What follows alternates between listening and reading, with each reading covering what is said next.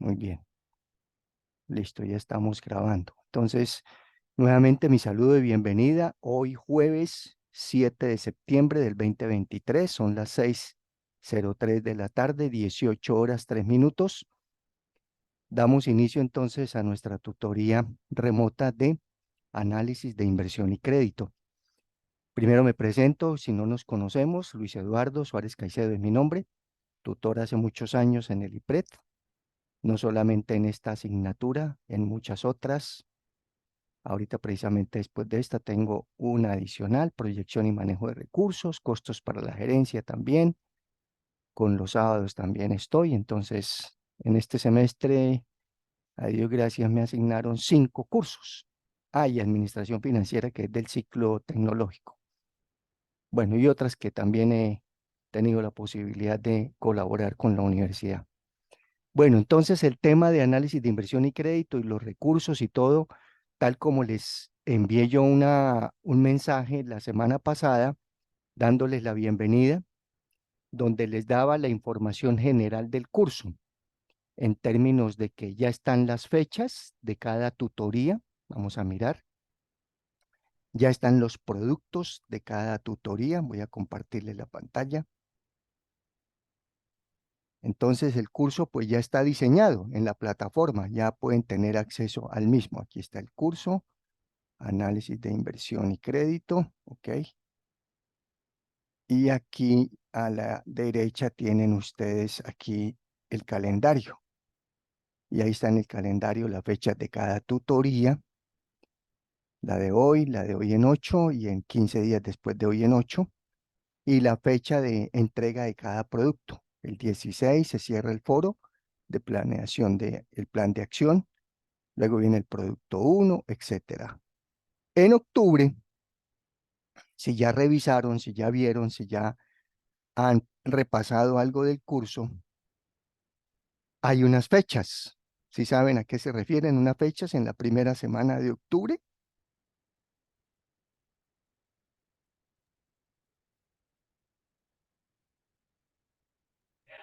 No, No, señor. profe. No, yo tampoco, ¿No han, profe. no han visto? Bueno, y ya se los decía en el saludo de bienvenida que les envié. Ustedes recibieron un mensaje, ¿no es cierto?, de bienvenida, donde les decía ya pueden consultar las fechas del curso, ya están los productos, las fechas de entrega, etcétera. Y ahí también les hacía énfasis en que existe, en que existe una fecha muy especial y es la de fecha del concurso de la Bolsa de Valores de Colombia. Entonces, la primera la primera semana de octubre, desde el lunes 2 hasta el viernes 6 de octubre, ahí lo pueden ver en la pantalla, ya lo tienen en el curso, está programado los días, cada uno de los 5 días del concurso de la Bolsa de Valores. Ese es un concurso que ustedes en CIPAS, como ya ahí está escrito y como se los he manifestado, los productos los pueden hacer en CIPAS, claro que sí, todos. Creo que les dije máximo 3 personas. Bueno, ahí están las pautas, están ahorita las revisamos de cuánto es lo máximo que se pueden hacer, con excepción de solamente 2 productos que son individual, que es el plan de acción, el foro del plan de acción que ya está habilitado, ahorita lo vamos a mirar, y el examen final. Hay un examen final que también es individual. De lo contrario, cada producto lo pueden hacer en CIPAS. Este concurso igualmente. Entonces, este es un concurso, muchachos, para que lo tengan presente y claro, solo se realiza en esos días. No es que, ay, profe Luis Eduardo, yo no pude ir a asistir a ese concurso, lo puedo hacer después, no, porque es precisamente un concurso donde ustedes con unas jugadas que hacen diariamente, las van a reportar diariamente, de ahí sale la nota del concurso. Es invertir en unas acciones a través de la bolsa de valores. Yo ya les daré las indicaciones. Les estoy manifestando como el tema de ese concurso para que lo tengan presente. ¿Y por qué lo digo de entrada? Porque me ha sucedido que a veces se olvidan del concurso, pasa el concurso y luego no les aparece nota del concurso y resulta que esta nota de este concurso representa un porcentaje alto. Ahorita miramos los porcentajes. ¿Y por qué representa un porcentaje alto? Pues porque ustedes van a tener que ingresar todos los días, esto, durante estos 5 días diariamente, a la página de la Bolsa de Valores de Colombia, tomar la información y reportar la jugada de cada día. Y según el resultado diario van a tener la nota. Por eso se llama concurso, que es entre ustedes. Ustedes mismos concursan de acuerdo con las rentabilidades o con el rendimiento que les dé. Y de ahí sale la nota. Entonces, ¿qué sucede? Que se olvidan y después por allá, a mediados de octubre, ay, profe, yo no tengo nota del concurso, ¿cómo hago para recuperarlo? No, ya eso no se puede recuperar porque es solamente en esa fecha, ¿ok? Entonces ténganlo presente, muchachos, para que no se les olvide y no tengamos inconvenientes de que yo no lo pude hacer, a no ser que Dios no quiera que le suceda alguna situación, calamidad, alguna situación de enfermedad, pues tendremos que revisar que tenga la debida excusa, ¿no? El debido soporte de lo que le pueda suceder, que Dios no quiera que se presente, y ahí miramos. Pero eso se hace en esa semana porque se hace como está programado, Dios mediante. ¿Está claro? Para que lo tengan presente. Bueno, muy bien. Ok. Eso por este lado. Y también pues están las demás entregas, como les decía, las entregas de cada producto.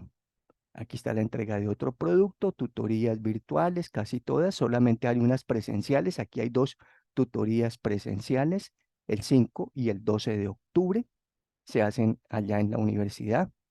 Esas tutorías no se graban, esas tutorías quedan para que asistan, como casi que, pues no es de manera obligatoria, pero sí para que sea presencial, porque de todas maneras el curso y los programas de la universidad son a distancia o son duales, son parte presencial y parte remota. La gran mayoría de tutorías las hacemos remotas, como esta, pero hay programadas unas presenciales. Muy bien. Y en noviembre también tutorías virtuales, entrega de productos y está aquí el examen final. El examen final está programado para el 30 de noviembre, la programación de la universidad. 30 de noviembre, examen individual y el opcional, en caso que no lo pueda presentar, le toca la noche de velitas, el 7 de diciembre.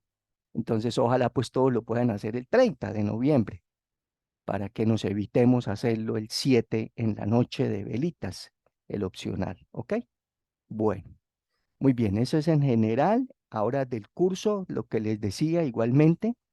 Cada producto, bueno, primero hay un foro aquí, foro Comuniquémonos, aquí está, que tiene abiertos o habilitados dos foros, el académico y el social. A través del foro académico, dentro del foro Comuniquémonos, es donde nos vamos a comunicar. Aquí pueden publicar dudas, inquietudes, sugerencias, comentarios relacionados con los temas y las actividades del curso. Y todos nos enteramos, porque la pregunta de una persona puede ser la misma pregunta de muchos otros. La respuesta o la aclaración que está esperando alguno de ustedes es la misma de muchos otros.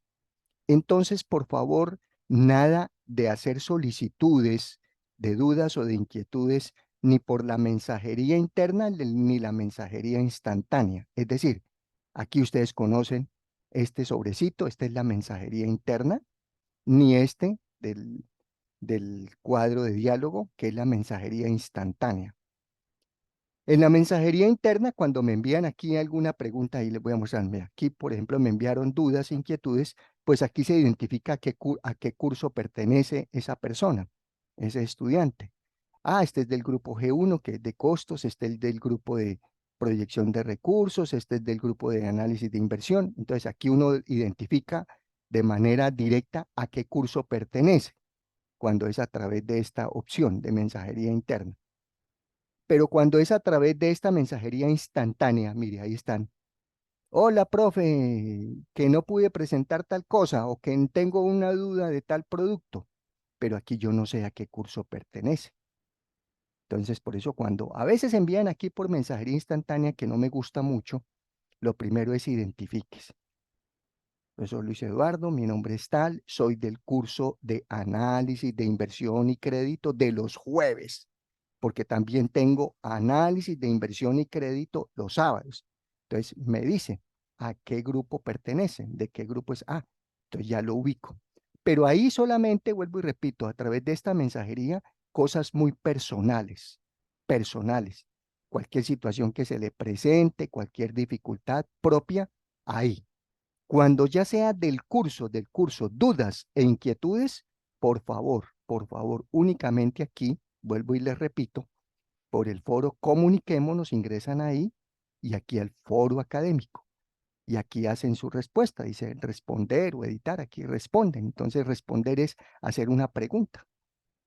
No entendí tal cosa, estamos haciendo aquí en el CIPAS tal ejercicio y no entendemos. Listo, entonces ahí le respondo, porque aquí todos se enteran, todos van a consultarlo en cualquier momento y ahí van a encontrar las dudas, las inquietudes y las aclaraciones respectivas, ¿ok?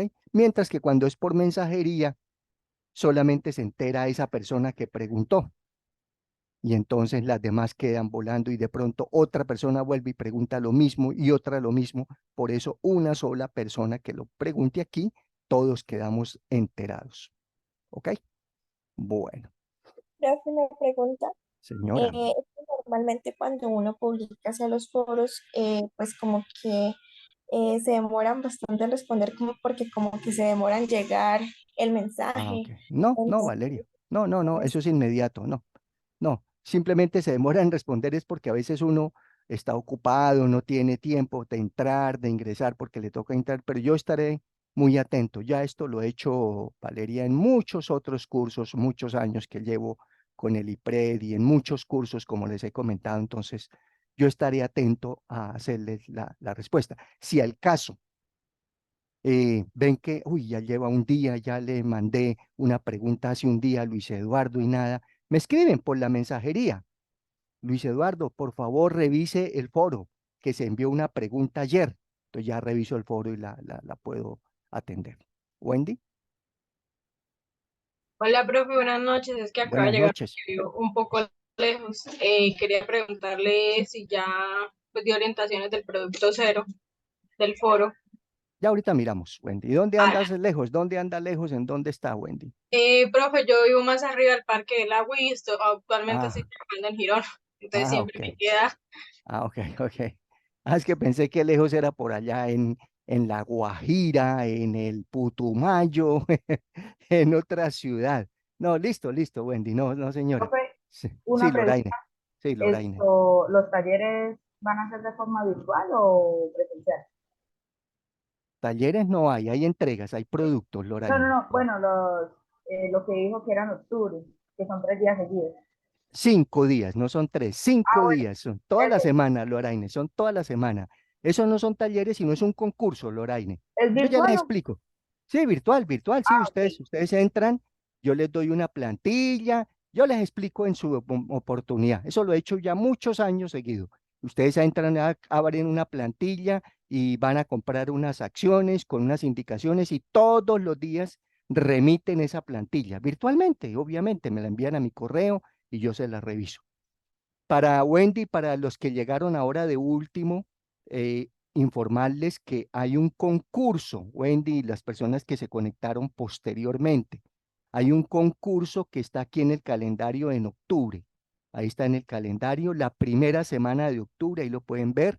Está programado los 5 días del concurso, primero, segundo, tan, tan, tan, porque en esas fechas es cuando se realiza. Como es un concurso, eso no tendría, este producto no tendría forma de entregarlo después, de hacerlo después. Se hace en esa semana, porque es entre todos y la nota se saca de acuerdo con los resultados de las entregas que realicen diarias.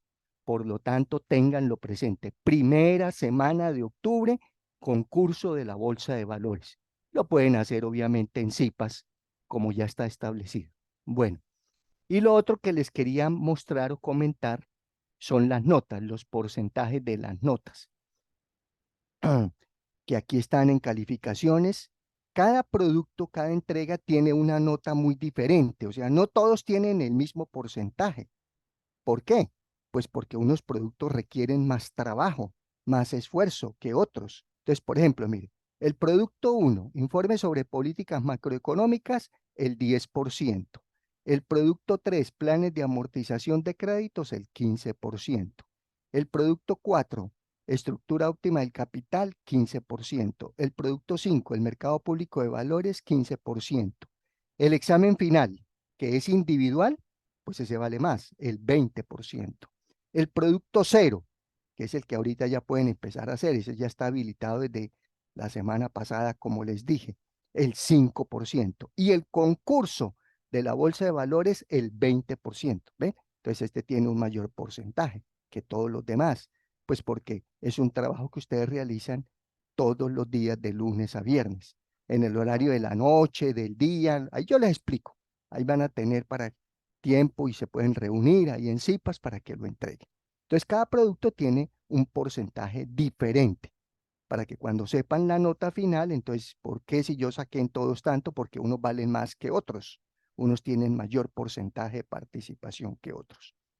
Y recordarles, para quienes llegaron ahora al final, nuevamente recordarles que cualquier duda que tengan, no me la envían ni por la mensajería interna ni por la mensajería instantánea, sino por el foro Comuniquémonos, el foro académico aquí, foro académico, ahí me envían la pregunta, la duda que tengan. Me preguntaban que a veces se demora uno en contestar, porque como es un foro, que eso no llega directo, no, tan pronto usted lo remita, de inmediatamente llega. Tan pronto le diga a responder aquí al foro, la duda que tengan, inmediatamente llega. El problema pues es que uno en sus ocupaciones diarias muchas veces no los atiende de una vez. Entonces ahí sí les pediría que cuando sea algo muy urgente y que no lo haya revisado o no haya dado respuesta, a través de la mensajería. Mensajería no instantánea, no instantánea, que es que esa no identifica uno de dónde es la persona. La mensajería interna, que ahí está de qué grupo es, a qué grupo pertenece. Entonces, a través de la mensajería interna, me escriben, Luis Eduardo, ayer mandé una pregunta, a favor revisar el foro académico. Entonces ya ingreso y les daré respuesta oportuna. Esas son las indicaciones generales, ¿ok? Vamos a mirar entonces ahora lo que me decían que indicaciones del producto cero. En el producto cero, que es el guión del plan de acción, ustedes entran, aquí hay un foro, ustedes saben entrar a un foro, ustedes saben contestar un foro, saben participar en un foro, ingresan aquí, foro, plan de acción. Y aquí dentro del foro hay una pregunta que se realizó, aquí está. Entonces ingresan ahí al foro, pregunta del foro, con el fin de atender la entrega y oportuna respuesta. Este es individual, este es un producto individual como el examen. Son los únicos dos individuales. Todos los demás los pueden hacer en CIPA. Si lo quieren hacer individual, los productos también, no hay problema. Responder la siguiente pregunta. Entonces aquí hay una pregunta muy clarita, ahí la leen. ¿Y qué deben hacer para esa pregunta? Que tengan una redacción no mayor a tantas palabras, con los temas que vayan a elegir, que nada de conceptos teóricos ni técnicos, sino redacción propia y personal para que tengan mejor calificación sobre los temas del curso. Y aquí yo les doy los temas del curso, cuáles son. Entonces aquí ya teniendo esto, ustedes entran y participan, responder y participan. De acuerdo con las indicaciones, tenganlas presentes en cuenta, léanlas muy bien, ahí está escrito qué es lo que deben hacer y ya, contestan ese foro. Ese es lo primero. Está hasta habilitado hasta una fecha, ¿sí? ¿Hasta cuándo? Hasta el 16 de septiembre. Hoy estamos a 7, tienen todo el resto de fin de semana y la semana entrante para que lo entreguen. ¿Listo? Bueno, Profe, una consulta. Ahí en los temas dice 1, 1.1, o sea, ¿puedo coger dos de ahí o tiene que ser uno no, del no. otro? No, ¿No? no, no, no, no, no, Wendy, no. Puede coger los temas son los capítulos. Primer capítulo, Ah, primero. políticas a nivel macroeconómico. Ese es un capítulo, incluye estas cuatro. Segundo tema, liquidación de operaciones de crédito. Ese es otro tema, incluye estos. Tercero, concurso, cuarto tal y quinto tal. No es Ah, que cogí el de crédito, cuota fija, no, va a coger el tema liquidación de operaciones de crédito. Y no es que tenga que hablar de todo, no, pues obviamente dice liquidación de operaciones de crédito por tal razón, me parece interesante por tal razón, y ya. O políticas a nivel macroeconómico por tal circunstancia. Atiendan la pregunta que se les dice para que la respondan y tengan en cuenta que hay un número de palabras, no se pueden pasar. Si se pasan, se les baja la nota, ¿ok? Para que podamos aprender a redactar de manera resumida. Listo, profe, muchas gracias. Ok, Wendy, listo. Bueno, esas son las indicaciones generales. No sé si tengan alguna duda adicional de las indicaciones generales. Por favor, ¿alguna pregunta? Para el examen final, el examen individual, yo les voy a subir como un tema de cuestionario. No son preguntas que se vayan a hacer directamente en el examen, sino como una especie de repaso. Les dejo abiertas unas preguntas para que ustedes las puedan analizar y cuando lleguen al examen, pues sepan poder contestar. Pero el tema del examen es relacionado, por eso les daba en un mensaje que les envié la semana pasada, vuelvo y repito, donde les decía, importante asistir, estar en las tutorías, porque sobre los temas que veamos, sobre eso va a ser el examen. Entonces, tomar nota, entender, pedir la aclaración correspondiente, etcétera. ¿Listo? Entonces, todo eso lo pueden ir mirando de una vez en la medida en que vayamos a ir participando en las tutorías. Esa es la importancia de poder estar acá. Bueno, muy bien. Vamos entonces a dar inicio a nuestro primer tema. Ya voy a quitar aquí entonces el video, la cámara, para que no nos intervenga. Y vamos a abrir entonces por aquí un archivo de lo primero que son las políticas macroeconómicas. Ahí está. Cualquier duda, ya saben, levantan la mano o toman el micrófono e intervienen. Entonces, las políticas económicas o macroeconómicas en nuestro país son 4 políticas las que identificamos a nivel de nuestras políticas económicas, que están ahí escritas, ahí las pueden ver. La política fiscal, la política monetaria, la política cambiaria y la política de comercio exterior. Entonces vamos a mirar cada una de ellas. ¿Ok? Son políticas que afectan el desarrollo, la economía, etcétera, de una región, de un país. En el caso nuestro, pues, en nuestra economía colombiana. La política fiscal, entonces, la primera, pues tiene que ver con el fisco. El fisco es el Estado, el gobierno. Y el gobierno o el Estado lo podemos tener bajo diferentes clasificaciones. El Estado o el fisco a nivel central, a nivel departamental o a nivel municipal. ¿Listo? A nivel central, pues sabemos que es donde está la presidencia de la República, la vicepresidencia, los ministerios, el Congreso de la República, la Cámara Alta y la Cámara Baja. ¿Saben cuál es la Cámara Alta y cuál es la Cámara Baja en el Congreso de la República? ¿A qué se refiere Cámara Alta y Cámara Baja? No, profe. Va a conocer a nuestro país, ¿no? Porque ese es el problemita que vamos a elecciones, votamos, elegimos y no sabemos qué estamos haciendo. Cámara alta es el Senado, y Cámara baja es la Cámara de Representantes. Se denominan Cámara alta y Cámara baja. Senado de la República, Cámara alta, y la Cámara de Representantes, Cámara baja. Ese es el gobierno o el Estado central. ¿Qué más está en el Estado central? Pues están también institutos descentralizados, ya vamos a ver. Están todas las entidades del orden público a nivel nacional, centralizadas, la gran mayoría de ellas. A nivel departamental, pues están las gobernaciones, la gobernación de cada departamento, con sus diputados, sus secretarios, etcétera, ¿no? Y todas las áreas que tienen que ver con los departamentos. Y a nivel municipal, pues obviamente las alcaldías de cada municipio, de cada región, con sus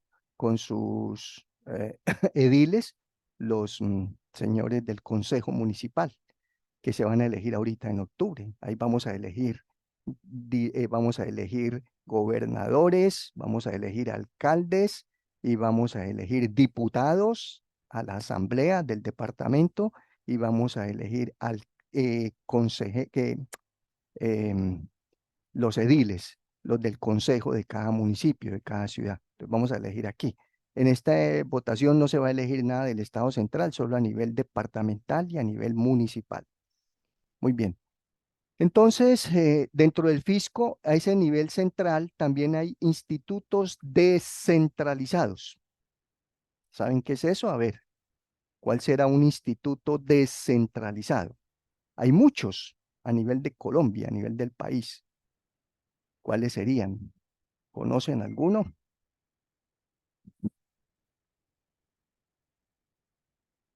¿No? Bueno, entonces les cuento que institutos descentralizados, la DIAN, ¿saben qué traduce DIAN? DIAN, ¿qué La traduce? Dirección de Impuestos y Aduanas Nacionales. Correcto, Daniel. Dirección de Impuestos y Aduanas Nacionales, DIAN. Ese es un instituto descentralizado. ¿Por qué? ¿Por qué se llaman descentralizados? Porque está en una sede principal, Bogotá, DIAN, pero también aquí en Bucaramanga hay DIAN, aquí funciona en la calle 36 con 14. En cada ciudad, supongo también, pues, ciudades principales, existe la DIAN, Instituto Descentralizado. El DANE, aquí tenemos una sede del DANE más que de Banco de Datos, traducción de DANE, DANE, Administrativo Aldane es el Departamento de Estadística, ¿es que es? Administrativo. Nacional, sí. Administrativo Nacional de Estadística. Correcto, Departamento Administrativo Nacional de Estadística, muy bien, que también es un instituto descentralizado, es una entidad sede principal en Bogotá y tiene algunas sedes en ciudades intermedias o principales. Más que sedes son bancos de datos. Yo lo consultaba mucho en mi época de estudiante porque no tenía acceso a lo que ustedes tienen hoy en día, que es Internet. Entonces a mí sí me tocaba ir directamente al DANE aquí, a la oficina que quedaba cuando eso en la Quebrada Seca o ir a Bogotá, me tocaba ir directamente a Bogotá a buscar datos para mi proyecto de grado y todo. Entonces, es institutos que ya funcionan, obviamente hoy en día todo a través de la página web, ¿no? De manera virtual. Otro instituto descentralizado. Entonces, nómbreme así, de eso saber, nómbreme en otro. ¿Cuál otro importante a nivel nacional existe? Profe, ¿puede ser la Cámara de Comercio? Es que la Cámara de Comercio no es del Estado, esa es una entidad privada o mixta, entre comillas, más que pública, no es una entidad que la manejen las entidades públicas, es de origen más bien privado porque está fundamentada en empresas de la región, que también hay cámaras de comercio en cada ciudad, claro que sí, en Bogotá hay, aquí hay, en municipios, en Barbosa, en San Gil, en Piedecuesta, en muchas regiones del país existen cámaras de comercio, pero ellos son más un instituto más privado que público. Estamos es en temas del Estado, del fisco. Profe, las superintendencias Bueno, son la como entes de superintendencia. vigilancia, ¿no? Sí, sí, sí, señor, Sí, ellos sí. está bien, pero sí, está bien, Daniel. Por ejemplo, la Superintendencia Financiera de Colombia solo Sí. tiene sede en Bogotá, esa no tiene sede en otras partes. La Superintendencia de Sociedades, sí, tiene aquí una sede en Bucaramanga y en Industria y Bogotá, comercio. Industria y Comercio, la SIC, Sí. Superintendencia de Industria, la La, Superintendencia la Nacional otra es de la de Salud, puertos y transportes, ¿no? la También. Puertos y Transportes, la Superintendencia de, de controles de tarifas de servicios públicos. Sí, hay muchas entidades que vigilan, la que vigila la salud, la que vigila el transporte, la que vigila el turismo. No confundir superintendencias con organismos gremiales, con gremios. Dice Sí. Cotelco. Cotelco no es una superintendencia, es un gremio Cotelco, que es el de... Asoparte, Fasecolda, es correcto, sí, señor. Camacol. Correcto, Cámara Entonces, en ese Colombiana. orden también serían una entidad, un departamento, estamos hablando de departamentos descentralizados. Sí. Se me fue la paloma. ¿Cómo es que se llaman? No, espera que se me fue Tranquilo, la idea. tranquilo, Dani. Ya, Listo, ya me listo. acuerdo, ya me acuerdo. Ok.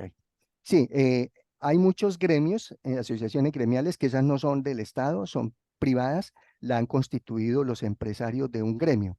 Entonces, por ejemplo, FENALCO, Federación Nacional de Comerciantes, existe en cada ciudad. pero eso no es un instituto descentralizado, sino fue constituido por los comerciantes de cada región. FENALCO, FENAL 13, la del huevo, bueno, se me olvidó, FEDEGAN, Federación de Ganaderos, Fede Cacao, Fede Palma, sí, todas esas son federaciones, son como gremios que aglutinan a entidades o a sectores de actividades importantes de cada región, pero son privados, son constituidos por empresas. Muy bien. Otro Pero instituto, sí, a ver, las Daniel. ya me acordé, la Contraloría y Ah, bueno, ok. eso no, Sí, bueno, las las contralorías, Contralorías, la las Procuradurías, procuradurías, la procuraduría y la otra, se me olvidó, procuraduría, contraloría y la fiscalía, que tienen sedes también en cada región. Sí, pueden ser unos institutos descentralizados de la rama judicial, sí, señor. Aquí, pues, en Bucaramanga tenemos la Contraloría del Departamento, la de la Gobernación y la Contraloría Municipal que vigila las cuentas y los manejos presupuestales del departamento y del municipio. Muy bien. Pero otro instituto, un instituto importante a nivel de Colombia y hay en cada ciudad importante de Colombia. ¿Cuál sería? Instituto descentralizado. Falta nombrar uno muy importante y todos lo conocemos, todos sabemos que existe y incluso algunos los han utilizado.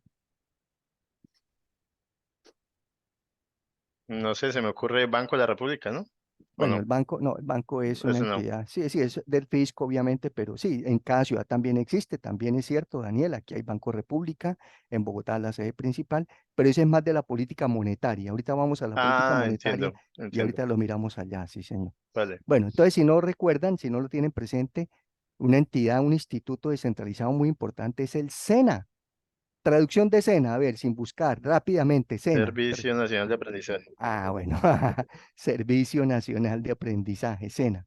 En cada ciudad hay un SENA. Aquí hay, en cada ciudad importante del país. Es un servicio que se presta a nivel de técnico, de carreras, de capacitación técnica, tecnológica en diferentes áreas y ofrece servicios muy importantes en capacitación, en educación, en la parte académica, ¿no? Esa es una entidad de tipo descentralizado.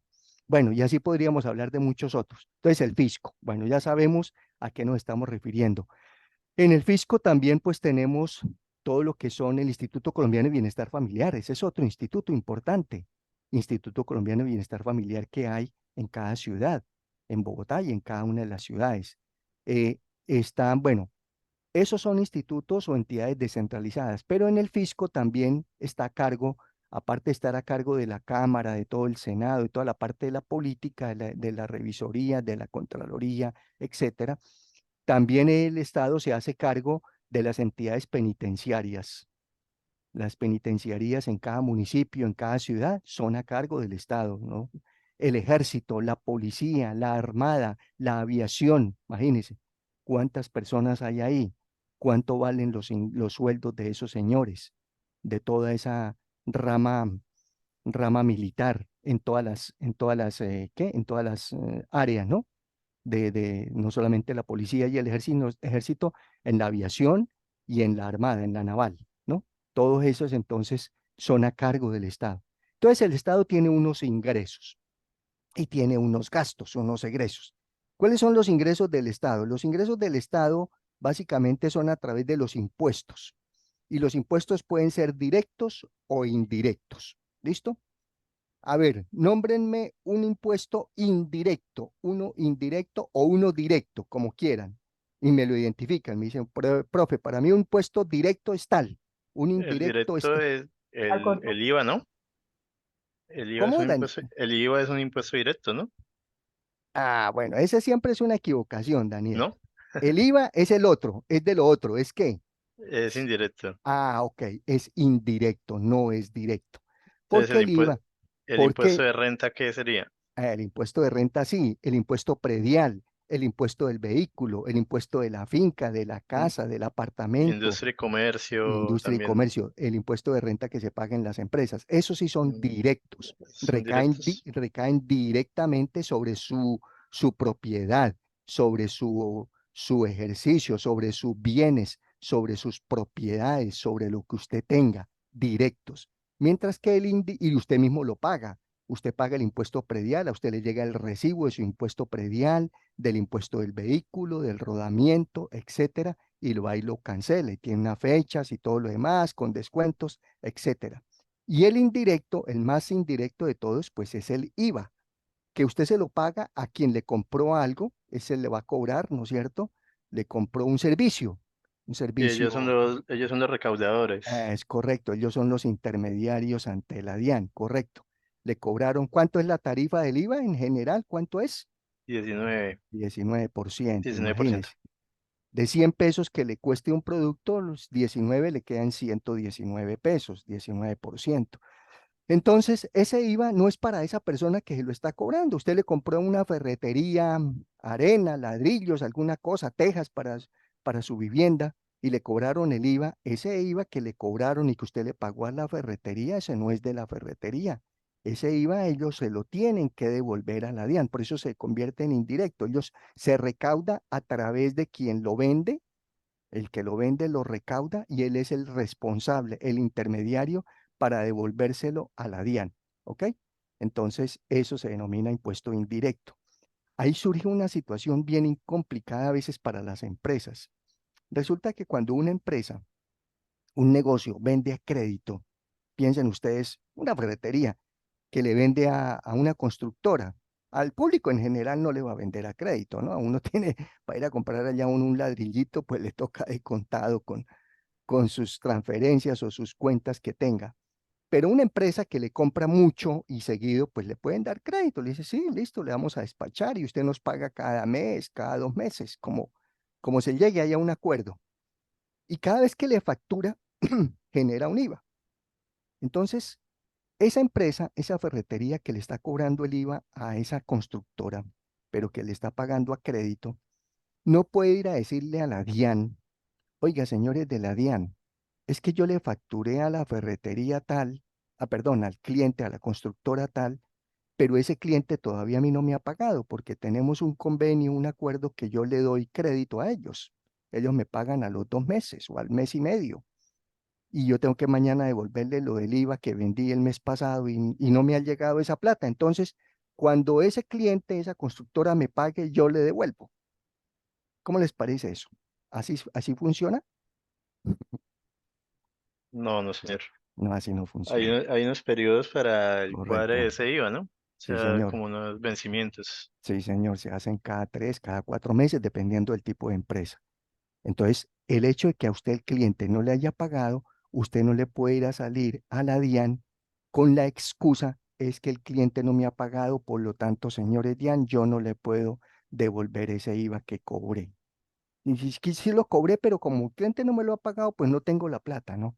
Usted lo facturó y ya se obligó. A la DIAN no le puede decir que el cliente le pagó o no le pagó, eso no le interesa a la DIAN. Usted se responsabiliza con devolverle esa plata a la DIAN. Así el cliente Y, no se la haya pagado. y el empresario se descuenta el IVA que ha pagado, ¿no? O Ah, sí, sea, señor, también, cuando compra. correcto, sí, Daniel. El empresario también ha hecho compras, tiene sus proveedores y a esos proveedores también le han cobrado un IVA. Entonces, cuando él va a hacer el pago del IVA, el neto, dice IVA que cobré en mi venta, 100 pesos, menos IVA que pagué en mis compras, 80 pesos, le devuelvo 20, señora Diane. Tengo 20 a favor de ustedes, cobré 100 y pagué 80, tengo 20 pesos para devolverles. Correcto, sí, señor. Pero me estoy refiriendo, pues, Daniel, que sucede lo que les estoy comentando, porque lo evidencié en una compañía aquí, precisamente una constructora, que el pobre señor dueño, por esos créditos que se daban, y aún con el cruce de los IVAs que está comentando Daniel, descontando lo que él pagaba ya, lo que había pagado ya de IVA, le tenía que devolver a la DIAN y no tenía cómo porque los clientes no le habían pagado y terminaron prácticamente embargándole los bienes. Con la DIAN es un problema gravísimo quedarle debiendo. Primero, si usted le queda debiendo plata, le van a cobrar intereses sobre lo que queda debiendo. Y esos intereses no son nada bajitos, ni pequeños, ni cómodos. Son intereses muy onerosos, costosos, Aparte de altos la sanción, ¿no? y sanción y todo lo demás, sí, señor. Y ya queda ya como como reseñado en la DIAN de que ese cliente o esa empresa es mala paga, entre comillas, ¿no? Entonces, y si no, y si de pronto no se cumple con los pagos o con los acuerdos, llegan a embargarle, le embargan los bienes, lo propio. Ya no es la empresa, le embargan sus bienes, su casita, su carro, bueno, sus pertenencias, sus propiedades. Entonces, tener mucho cuidado con eso. Bueno, entonces, impuestos directos e indirectos. También existen tasas, contribuciones, que son ingresos del Estado, tasas, contribuciones, tarifas. mm, ¿Cómo qué está de tasas? Por ejemplo, cuando uno viaja mm, en una aerolínea, le cobran una tasa aeroportuaria. Pues cuando usted compra un tiquete pasaje aéreo, ya en la tarifa viene. Si usted lo detalla, dice, pagué una tarifa aeroportuaria, una tasa aeroportuaria. También existía la sobretasa a la gasolina. Bueno, eso ya hoy en día pues está revaluado. Existía y existió durante mucho tiempo la sobretasa a la gasolina. Existió la tasa o la contribución especial a la equidad, el famoso CREE, que se precisamente que se creó, el CREE, que era Contribución Empresarial a la Equidad. Fue una apuesta que hizo el gobierno en unas épocas de poder reemplazar el pago de impuesto de renta por el CREE para generar más empleo, que las empresas no tuvieran que pagar, no tuviesen que pagar una serie de costos en la liquidación de las personas con el fin de generar empleo y aparte o en reemplazo de eso se iba a hacer el pago del famoso CREE, que era como una contribución, se denominaba contribución especial a la equidad. Tarifas, también existen todas las tarifas que ustedes quieran, ¿no? También ahí podemos incluir la parte de los peajes, que son del Estado, lo que maneja Invías, son parte de esas tarifas. Tasas aeroportuarias, ya le comenté, tasas de consumo, sobre consumo en energía, en servicios públicos. Están también las tasas o las tarifas arancelarias que se cobran cuando usted hace una importación. Usted importa un vehículo y el vehículo no es costoso el valor que se importe, lo costoso son los aranceles, que es un gravamen, es como un impuesto sobre esos bienes. Cuando son bienes suntuarios, bienes de lujo, se pagan unos impuestos, unos aranceles bastante altos. Son también unas tasas que existen. También ahí podemos encontrar dentro de los ingresos del Estado todo lo de manejo de estampillas. Cuando usted legaliza un contrato aquí, por ejemplo, en Bucaramanga, con el departamento, con la alcaldía. Cualquier contrato que se legalice tiene lo que se denomina una estampilla, que es la estampilla ProWis, allá para la universidad, porque la UIS es una entidad del Estado, la UIS es una entidad educativa estatal y se subvenciona, se cubren sus ingresos, tiene como fuente de recursos, pues, recursos de la estampilla ProWis, tiene obviamente una asignación presupuestal de parte del departamento.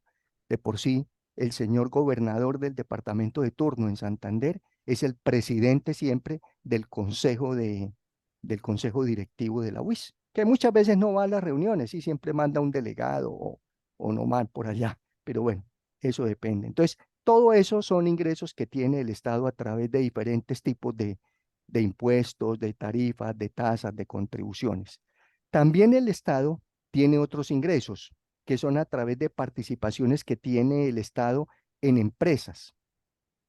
En empresas, bueno, los empréstitos que se hacen a través de la banca multilateral son los ingresos que también maneja el Estado. Se denominan empréstitos y no préstamos.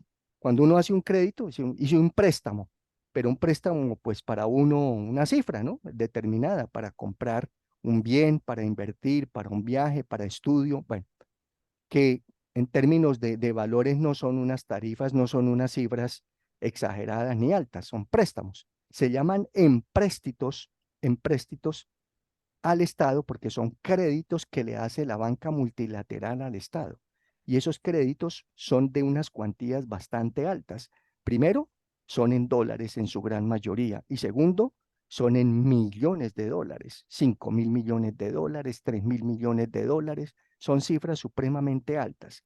¿Y por qué son cifras tan exageradamente altas? Pues porque son para unas inversiones o para una infraestructura. Por ejemplo, en Colombia, todo lo que es la construcción de las 4Gs se ha hecho con empréstitos en Colombia. ¿Sabemos qué son las 4Gs? ¿Sí? Sí sabemos qué son las 4Gs. Una vía, ¿no, Sí, profesor? Vía. correcto. Sí, Daniel. Las cuarta generación, 4 carriles o cuarta generación, las vías entre, bueno, aquí pocas vías tenemos en 4G, o sea, lo que denominamos doble calzada, muy pocas, ¿no? Y si acaso las hay son por pedacitos, por partes de territorio muy cortas, no son extensas, como existen en muchos países, ya doble calzada para que se comunique una ciudad con otra. Aquí, y muchas veces ni siquiera tenemos vías para muchas poblaciones que quedan muy apartadas y que no tienen una vía sino terciaria o que ya figura pavimentada, como se dice, ya está pavimentada ya en el plan vial y se han dado las platas y jamás se ha hecho ni siquiera un intento de pavimento. Entonces, todo ese tipo de obras, las que son, lo que son las hidroeléctricas, Hidroituango, Hidrosogamoso, eso valen un poco, no de plata, eso son miles de millones de dólares. Entonces el Estado no tiene toda la plata, no tiene los recursos. Y si el Estado le dice, voy a pedir el préstamo al Bancolombia o al Banco Bogotá o al Banco Colpatria o al Itaú, pues no van a tener todos esos recursos para facilitarles así toda esa millonada de plata. ¿Y con qué garantía y cómo le van a devolver eso? Entonces, por eso se acude a la banca multilateral, que son las que están ahí, que ven ahí en pantalla. No sé si conozcan alguno de ellos, a ver, alguna de esas entidades que están ahí escritas, ¿saben a qué se refieren? El BID, ¿no? El Banco Interamericano de Desarrollo. Correcto, Daniel, el BID, Banco Interamericano de Desarrollo. ¿Quién Mm, trabajó en el El, BID? ¿Quién trabajó en el BID de eh, Colombia? un colombiano, Ujú, fue el presidente por muchos años, pero se me olvida el correcto. nombre, Luis Antonio Moreno, sí, Luis Antonio señor. Moreno, ese Moreno. Sí, Correcto, señor. sí, sí, señor. Él fue Ahí- presidente del BID muchos años, correcto. Fue ministro de Hacienda en la época de Pastrana, aquí en Colombia, y es un tipo muy capaz para ser usted presidente de una entidad de esas. Primero, tiene que tener una capacidad, un conocimiento, obviamente de segunda lengua o lengua casi que nativa de ser el inglés. Pues este señor Luis Antonio Moreno, él nació en Estados Unidos, él tiene como la doble nacionalidad. Él nació en Estados Unidos y estudió, vivió aquí en Colombia y pues fue presidente del banco y pues es una persona capaz y fue ministro nuestro de Hacienda. Ahí también trabajó quien fuera el presidente de Colombia, el doctor Duque. Iván Duque trabajó en el BID cuando estaba el doctor Moreno de presidente. Él era un funcionario del BID. Y muchas otras personajes importantes a nivel de Colombia han tenido la oportunidad de ser funcionarios de ese Banco Interamericano de Desarrollo con sede en los Estados Unidos. ¿Qué otro banco conocen de ahí?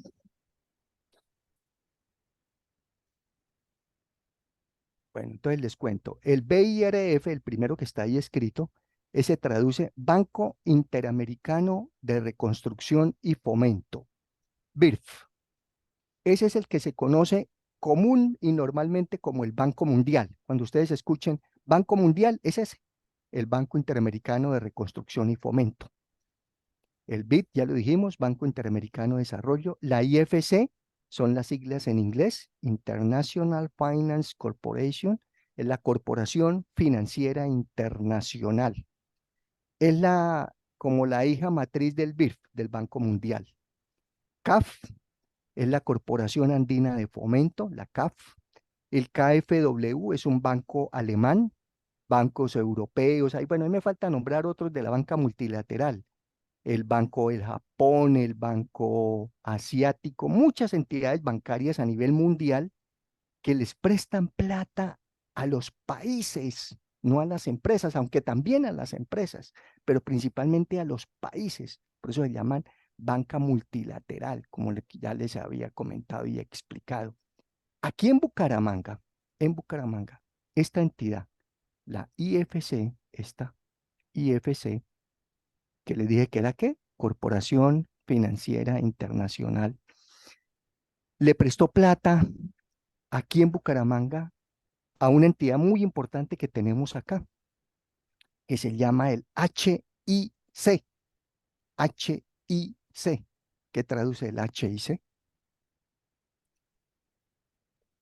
El Hospital Hospital Internacional de Internacional. De Colombia. Colombia, correcto, Laura, sí. Y Daniel, Hospital Internacional de Colombia. Ese hospital que funciona, ustedes, quienes vivimos acá en Bucaramanga y sabemos, yendo por a pie de cuesta, ahí enseguida de la Universidad Pontificia Bolivariana, fue creado por el doctor Raúl Castillo. El doctor Raúl Castillo es un médico cardiólogo que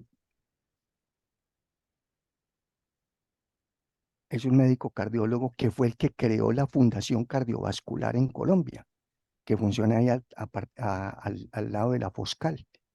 Y la Fundación Cardiovascular, que él la creó, él la fundó, decidió crear este hospital. Eh, Dios no quiera que tengamos que ir al hospital, ni más faltaba, pero es un centro de salud de lo más moderno e importante, no solo en Colombia, a nivel de Latinoamérica. Es un hospital que, aparte de contar con unas buenas instalaciones, tiene los equipos en tecnología de la más alta calidad. Tanto así que ese hospital eh, se, se utiliza o lo utilizan muchas personas del extranjero para venir aquí a hacerse en exámenes, cirugías. Y ustedes saben que aquí a nivel de Colombia es un hospital que viene gente de todas partes del país. Operaciones, cirugías de corazón abierto se hacen ahí. Hace muchos años, pues a partir de la Fundación Cardiovascular con el doctor Castillo, como gerente, propietario, dueño, creador, fundador, el que dio la idea de ese hospital, que se metió en ese vergenal problemita. Entonces la IFC le hizo un préstamo, creo que fueron 3.000 millones, que fueron, sí, bueno, no, 30.000 millones del Banco Colombia y 30 millones de dólares de la IFC, algo así, fueron unas cifras. Él se repartió los créditos entre el Banco Colombia y la IFC. No solo para construir, porque ya digo, la construcción vale, sí, obviamente. Hacerlo, tener el lote y todo lo demás, eso tiene un costo. Pero más que la construcción, son los equipos, el inmobiliario, el dotar al hospital de la infraestructura y la capacidad tecnológica con la que cuenta. Entonces, tenemos aquí en Bucaramanga ese centro de salud bien importante y fue financiado con recursos de la IFC. Y el hospital no es una entidad pública, es una entidad privada, creada por unos médicos, por unos cardiólogos en su gran mayoría, y pues financiada a través de unos recursos de esta banca multilateral, de la banca nacional, y ahí está funcionando, ¿ok? Entonces también estas entidades le hacen préstamos a empresas también. Cuando lo necesitan, se acuden a estas entidades del orden multilateral, sobre todo para hacer inversión, nada de que para cosas de pago, de nóminas, no, para invertir. A la Foscal, ¿saben qué traduce Foscal? A ver, Foscal, ¿qué traduce Foscal? Si la han escuchado aquí en Bucaramanga, ¿no es cierto? Sin buscar, ya no. Fundación Profe, creo que es Oftalmológica, de señora. Santander, ¿qué es? Fundación Sí, profe, iba a decir Oftalmológica. eso. Pero ponle cuidado que cómo es, Laura, es completo. Fundación Oftalmológica de Santander, Carlos Ardila Lule. Eso es Foscal. Fundación Oftalmológica de Santander, Carlos Ardila Lule, Foscal. ¿Y por qué Carlos Ardila Lule? ¿Qué tiene que ver Carlos Ardila Lule? ¿Ustedes supieron quién fue Carlos Ardila Lule? ¿Sí supieron quién fue? Profe, pues yo tengo entendido que él fue el fundador y básicamente como el dueño de eso, ¿no? Pero ¿quién fue Carlos Ardila Lule? ¿Saben quién fue? ¿Quién es ese señor? Empresario colombiano, pues Ajá, santandereano, dueño ajá. de Postobón, Ah, pues es en su correcto. momento. A eso, Mm. correcto. Creo Muy que bien. un canal también es un canal RCN, RCN, también. RCN RCN, él es de, dueño de RCN de él. RCN. Ujú. Bueno, El, él falleció desafortunadamente hace un par de años. RCN, Win Sport es de él, Los Coches en Bogotá es de él, Ingenio del Cauca es del grupo, más que de él, del grupo, Grupo Ardila Lule. Postobón, ya lo dijeron, Ingenio del Cauca, Peldar, que es una compañía que produce todos los envases en vidrio, también pertenece a la fundación al Grupo Ardila Lule. Bueno, se me escapan otras entidades, pero esas son Ingenio del Cauca, ya lo mencioné, Ingenio Risaralda, Ingenio Benito Juárez en México, también es del grupo de él. El equipo de fútbol, Atlético Ah, no, Nacional. eso por favor. No, yo no soy fanático del fútbol, No, pero no, sí, sé que sí. no, yo sí soy fanático del fútbol, Yo pero no. es que ese equipo que iba a nombrar, menos mal que no lo alcanzó a nombrar Daniel, mejor que no. Ese equipo, sí, también Por eso ese dije el equipo. equipo de fútbol. Menos mal. Ese equipo también es de él, sí, señor, o pues pertenecía o hace parte de la financiación que él realizó. Bueno, entonces, el señor Carlos Ardila Lule, él es santanderiano, era santanderiano, él se casó con la hija del señor Posada Tobón, la hija del señor Posada Tobón. ¿Y quién es Posada Tobón? Pues de ahí para adelante la palabra Postobón. Se llamaba el señor Posada Tobón. La hija de él fue la esposa del señor Carlos Ardila Lule. Entonces, pues él pasó luego de ser ya parte de la familia a dirigir, a administrar, a manejar los recursos de la fundación de Postobón y todo el emporio que se crearon de empresas. Pero obviamente él generó mucho empleo, muchas ayudas a través de sus empresas, de las empresas de la familia, como la Foscal. Entonces, ¿por qué quedó para la Foscal el señor Carlos Ardila Lule? Más que porque sea el dueño, porque él no es dueño de nada, menos de la fundación. La fundación no es de un dueño, como su nombre lo dice, es una fundación. Cuando ustedes hablan de una fundación, de una cooperativa, de un fondo de empleados, eso no es de nadie, es de unos asociados, es de unos socios, de unos aportantes. La fundación, la Foscal, son aportes que realizan médicos, el Estado les ayuda, algunas empresas privadas les ayudan, los financian, los patrocinan, y el señor Carlos Ardila Lule no dio sino la bobadita del lote de terreno. El lote donde funciona la Foscal se lo regaló, se lo donó la organización Carlos Ardila Lule. Por eso quedó con ese nombre. Bueno, muy bien. Listo. Entonces estamos comentando, aparte del Estado, situaciones que se presentan en la vida real nuestra, qué está sucediendo. Y otro tipo de ingresos que también tenemos son las participaciones que tiene el Estado en las empresas. Y el Estado en las empresas participa a través de muchas compañías en las que tiene unas acciones. La principal empresa en la que participa Colombia o el Estado colombiano, pues es Ecopetrol, ¿no es cierto? Es la principal empresa del Estado, siendo Ecopetrol la número uno en Colombia, número uno en ventas, número uno en generación de empleo, número uno en inversión, etcétera. Bueno, ya sabemos que Ecopetrol tiene su refinería en Barranca Bermeja, tiene su refinería en Cartagena, Reficar, se llama Refinería de Cartagena, Reficar. Tiene la sede principal, las oficinas administrativas de Ecopetrol en Bogotá, ahí en la 13 con 45, al pie o al frente del Parque Nacional, cerca de la Universidad Javeriana. Y así, y tiene sedes en muchas otras ciudades, tiene su Instituto Colombiano del Petróleo aquí en Bucaramanga, el ICP, y tiene centros e institutos de investigación y de tecnología. Muy bien, ¿ustedes saben qué participación tiene el Estado en Ecopetrol? ¿Con cuánto participa el Estado colombiano en Ecopetrol? ¿Qué porcentaje tiene? No, profe, exactamente no, pero creo que ya a hoy en día es algo muy mínimo, ¿no? Porque está que Sí. sale, está que lo vende. Sí, eso escucha uno, sí, Daniel. Uno, si no Sí, sí, sabe sí. las cifras, uno dice, uy, debe ser por ahí poquito. No, el Estado tiene en este momento el 88%, Mm, 88% de las acciones de Ecopetrol. Lo que pasa es que ellos han salido a vender, claro que sí. La primera venta la hicieron por allá en el año 2007, porque Ecopetrol era una empresa, siendo la más importante de Colombia, era una empresa que no cotizaba en bolsa de valores. Imagínense ustedes, solo hasta el 2007 empezó a hacer cotización en bolsa de valores y fue una empresa que se creó por allá por los años 60 y pico con la ley de mares. Ustedes buscan en internet ley de mares y ahí encuentran la historia cómo nació Ecopetrol en Barranca Bermeja, de la explotación del crudo, de los yacimientos, etcétera. Entonces, Ecopetrol es del Estado y es de los privados, y el Estado tiene el 88% y los privados tienen el restante, el 12%, que es lo que se negocia en bolsa de valores. Pero precisamente a partir de la fundación de la compañía, cuando la empresa empezó a existir en Colombia, cuando se fundó, cuando se creó, se dejó una cláusula que el Estado no puede tener menos del 80%.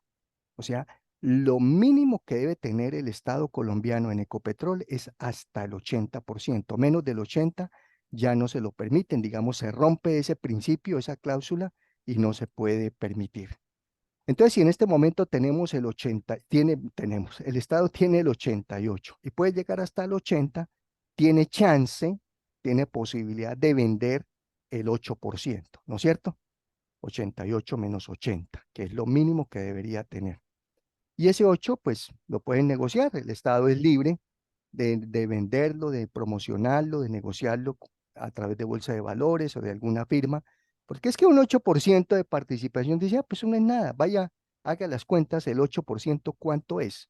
¿Cuántos Pero, miles de profe, millones en representa? ese caso, pues, ahí como adelantándonos un poco, hay una jugada que hacen, o bueno, una, una estrategia que hacen las empresas cuando cotizan en bolsa de valores que dividen como las acciones, ¿no? O sea, como Mm, para revalorizar, como para bajar el precio de las acciones. Eso lo hizo en algún momento, por ejemplo, conocí que Tesla lo hacía. Entonces, digamos, si un socio tenía, no sé, 1.000 acciones, pasaba a tener 2.000 acciones, pero pues con la mitad de precio. ujú. Eso, digamos, no afectaría el porcentaje de participación de un accionista pues en una empresa, digamos en este caso que el Estado lo haga. No sé, pues pregunto.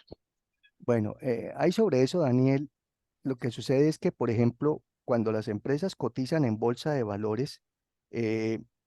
bolsa de valores se tiene que cotizar, o sea, entran a negociarse en las acciones de empresas que son, primero, por acciones. Una sociedad limitada no puede negociar, una sociedad en comandita no puede negociar, una sociedad sin ánimo de lucro no puede negociar, tienen que ser empresas por acciones. ¿Y cuáles son las empresas por acciones? Las sociedades anónimas o las SAS, sociedades anónimas simplificadas o sociedades por acciones simplificadas. Son las que tienen acciones, participación en acciones. Y dentro de las sociedades anónimas, las SA, no las A, sino las SA, existen dos tipos de grupos. Hay una clasificación en dos partes: sociedades anónimas abiertas o sociedades anónimas cerradas. ¿Y cuáles son unas y cuáles son las otras? Hay sociedades anónimas cerradas, que son aquellas que no les interesa tener participación, sino a un grupo de personas, de accionistas. Y las sociedades anónimas abiertas, en las que, como dice Daniel, se dividen. Entonces dicen, vamos a preservar unas acciones, vamos a dejar de 1.000 acciones, dejamos 800 aquí como para nosotros, que las acciones también las van a encontrar cuando ustedes participen en el concurso accionario. Encuentran acciones ordinarias, acciones privilegiadas y acciones preferenciales y acciones sin dividendos. Son cuatro tipos de acciones que se negocian. Repito, ordinarias, las normales, privilegiadas, em, ¿cuál fue la otra que les dije? Sin dividendos y privilegiadas y me olvidó la otra. Y ordinarias, privilegiadas, eh, bueno, se me escapó el otro. Son las PB privilegiadas, preferenciales, PF, preferenciales, privilegiadas, sin dividendos y ordinarias o normales. Entonces, las que negocian en bolsa de valores normalmente son ordinarias, son las que les dan un valor y los dueños se reservan las otras. Entonces, ahí tienen ya diferencia en precios. Pero acciones, por ejemplo, ustedes van a encontrar en el concurso de la bolsa de valores que van a realizar, van a encontrar empresas como Corficolombiana, como los bancos, Bancolombia, Banco Bogotá, tiene las dos, tiene ordinarias y tiene preferenciales, tiene ordinarias y tiene privilegiadas. Eso es, entonces, según eso, se van a distribuir y se van a repartir. Entonces, va a depender de cómo quieran negociar en el mercado público de valores. Bueno, entonces decíamos que la participación de empresas del Estado como empresas mixtas, como el caso de Ecopetrol. Mencionábamos el caso de Ecopetrol, que tiene una participación del 88% en el mercado y que puede llegar a tener máximo el 80%, ¿no? Entonces, que no puede vender menos del 80%. Entonces, ¿cómo participa el Estado en ellos? Dice, pero ¿hay qué ingreso tiene el Estado? ¿Qué le ingresa al Estado colombiano de esto? Le ingresan estos que se denominan dividendos. ¿Ustedes saben qué es un dividendo? ¿Qué es un dividendo? ¿A qué se refiere? Son los rendimientos de las acciones, ¿no? Mm, Bueno, un poquito, bueno, sí, más o menos es la definición, pero ¿qué es un dividendo? Sin buscar en internet, digan lo que conozcan. Si alguien sabe, me dice, Eduardo, creo que el dividendo es esto, lo que conozcan. Profe, como una parte de la acción, como en pocas palabras también una acción, ¿no? Bueno, la acción es una compra que usted realiza, ¿no? Brainio, Laura, Daniel, todos los que están acá. Usted compra una acción de Ecopetrol, la compró en 100 pesos, un ejemplo, y Ecopetrol le da a usted unos dividendos. ¿Qué son los dividendos? Son las utilidades que tiene la empresa. Las utilidades de Ecopetrol, entonces las utilidades que tienen las empresas, ¿qué hacen con esas utilidades? Reparten utilidades, las distribuyen. ¿A quiénes se las reparten? ¿A quiénes se las distribuyen? Pues a los socios, a los que son accionistas, a los que son dueños.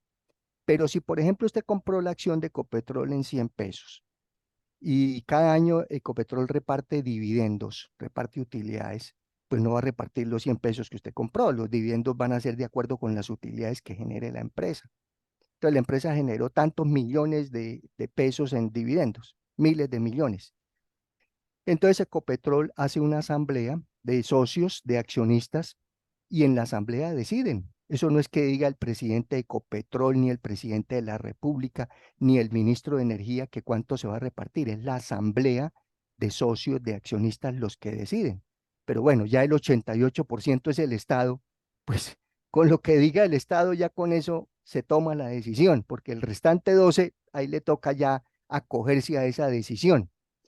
¿Y qué es la decisión? Que de las utilidades que se generan, entonces las empresas deciden en asamblea cuánto repartir. Y no necesariamente siempre se reparte todo. Dio 1.000 millones de utilidad a la empresa. No es que van a repartir 1.000, no. Dicen, dimos de utilidades 1.000 millones, utilidad final, utilidad neta del ejercicio. Vamos a repartir la mitad, 500 millones. Entonces reparten 500. Dice, uy, pero si yo compré la acción en 100 pesos, ¿me van a dar 500? No, obviamente que a usted no le van a dar 500 de lo que reparten. 500 millones para distribuir esos 500 millones entre todos los accionistas. Y usted con 100 pesos tendrá por allá el 0,00001%. Entonces de los 500 millones le tocarán 5.000 pesitos de utilidad. Algo así, ¿no? Una proporción. Bueno, pero de todas maneras son dividendos que reparten las empresas y Ecopetrol todos los años, con excepción por ahí de un par de años que tuvieron dificultades económicas, siempre ha repartido dividendos. No sé si ustedes personalmente o en sus familias o alguna persona que conozcan, compraron o han comprado acciones de Ecopetrol o las compraron en su origen cuando empezó a cotizar en bolsa de valores. ¿No? Nunca hicieron esa operación o no supieron sobre ese tema. A ver, les cuento. En el año 2007, cuando Ecopetrol sacó las acciones, las primeras que se sacaron al mercado público, a ponerle el video para aquí hablar más personalizado. Cuando Ecopetrol sacó al mercado público las acciones, esas acciones generaron unas expectativas de saber ¿qué? Si las personas las compraban o no, si las personas las adquirían o no las adquirían, y qué tan bueno sería comprar acciones. Pues resulta que las primeras acciones que vendió Ecopetrol en su inicio, en el año 2007, por allá en septiembre, vendían el paquete de 1.000 acciones, vale, cuidado, 1.000 acciones costaba 1.400.000 pesos. 1.000 acciones le costaban a usted 1.400.000 pesos, ¿ok? Y resulta que esos 1.400.000 que usted iba a pagar, todavía le daban la oportunidad y la facilidad de pagarlo en cuotas. Y usted lo podía pagar en 6 cuotas mensuales. El 1.400.000 se lo dividían entre 6, daba más o menos de a qué, de 250.000 pesos mensuales, más o menos, en 6 meses. Un poquito menos, 230 y pico, bueno, lo que sea. mensuales y no le cobraban intereses, usted los pagaba, 1.400.000. Esa operación se hizo principalmente a través del Banco Agrario.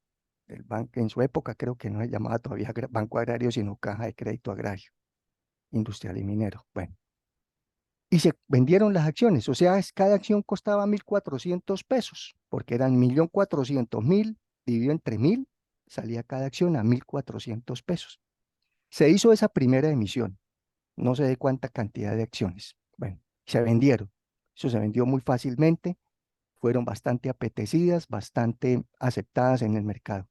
Y tenían prevista una segunda emisión de acciones, que era para mayo del año siguiente, en el 2008. En mayo del 2008 ya se iban a vender a 1.700 pesos. Es decir, si usted compraba en 1.400 pesos en agosto, en mayo del año siguiente, 6 meses después, podía vender esa acción en 1.700 y se ganaba 300 pesos por acción. Es que aquí uno no lo ve como tan fácil o tan favorable. Apenas 300 pesos, pero es que multiplique 300 pesos, que usted compre 1.000 acciones, que usted compre 500 acciones, que usted compre 2.000 según su capacidad y lo que tuviese, ahí ya tenía usted una utilidad y una ganancia que estaba cantada. No había que ser ningún experto, ningún conocedor. Es que yo eso no conozco, Luis Eduardo, no necesita conocer, es informarnos, saber qué está sucediendo en nuestro país. Y si no nos informamos, pues no sabemos nunca nada. Y vea, ahí estaba hecha la operación. Resulta que cuando se llegó a la segunda emisión en mayo, no se hizo segunda emisión. ¿Por qué? Porque la primera emisión se vendió lo que tenía prevista la primera emisión y se vendió de una vez lo de la segunda emisión. O sea, ya no hubo necesidad de sacar segunda emisión. Y el precio de la acción empezó a cotizarse, que si ustedes lo recuerdan, llegó a estar casi en 4.000 pesos la acción de Ecopetrol. Empezó a tener una disparada. Hoy en día debe estar por el orden de los 2.000, 2.100 pesos. Entonces uno gana cuando compra acciones más que por el precio, que compró en 1.000 y luego lo vendió en 3.000, se ganó, que compró en 800 y luego lo vendió en 1.400, ganó, más que por el precio en cómo está, es por los dividendos que se reparten. Cada año Ecopetrol ha repartido dividendos. Y quienes compramos, porque yo en mi caso, con mi señora, compramos unos paquetes accionarios de acciones en esa época, con los dividendos que nos ha dado Ecopetrol cada año, ya está más que recuperada la inversión que se hizo. Y todavía tenemos ahí las acciones. Cuando quiere uno salir a venderlas, ya ahí tiene también otro ingreso. Pero entonces el precio o el resultado de comprar una acción, que es por el precio, obviamente, es también por esto, por los dividendos. Y el Estado colombiano, pues tiene un beneficio grandotote.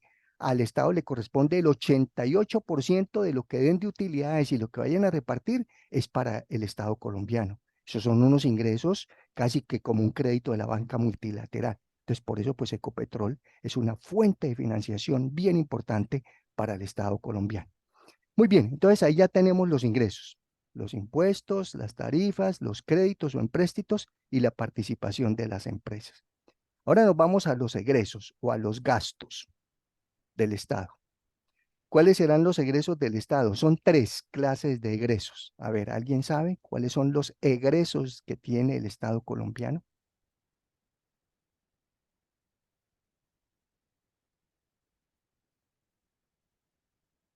¿En qué se dividen? ¿Cómo se clasifican? ¿No? Entonces los egresos son de tres tipos. Ahorita me quitamos ya el video para que no se interfiera. Entonces, los egresos son egresos o gastos de funcionamiento, egresos o gastos de inversión y egresos o gastos de atención de la deuda. Repito, los tres tipos de egresos son funcionamiento, inversión y atención de la deuda. ¿Listo?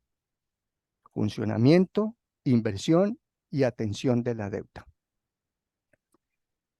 ¿Cómo consideran ustedes que es el porcentaje en que se distribuyen esos tres tipos de egresos en Colombia? ¿Cómo están distribuidos? ¿Qué porcentaje tiene cada uno en promedio? A ver, ¿tienen idea cómo sería, cómo están los gastos, los egresos del Estado colombiano en esos tres conceptos?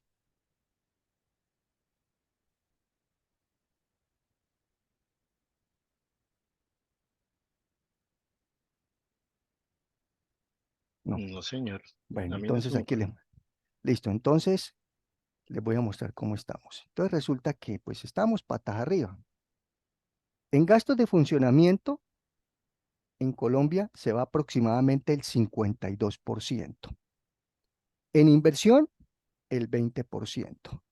Y en atención de la deuda, que es devolver los créditos, los empréstitos y los intereses, el restante 28%. Ahí suma el 100.